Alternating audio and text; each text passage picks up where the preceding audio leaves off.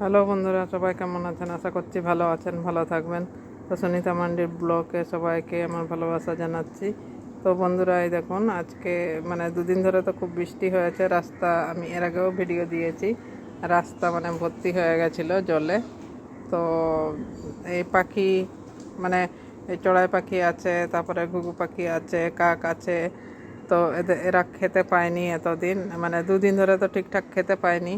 তো আজকে এই দেখুন, খাওয়ার মানে যেই জলটা টেনে গেছে রাস্তার সঙ্গে সঙ্গে চলে এসছে। তো আরেকটা জিনিস দেখাচ্ছি, দাঁড়ান।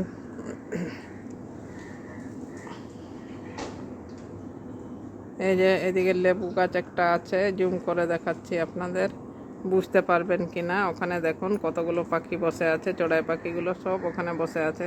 এখানে তার আছে, বোঝা যাচ্ছে না, দেখে হয়তো নিশ্চয়ই বুঝতে পারছেন। তো বন্ধুরা, এদেরকে তো দেখছেন, একটা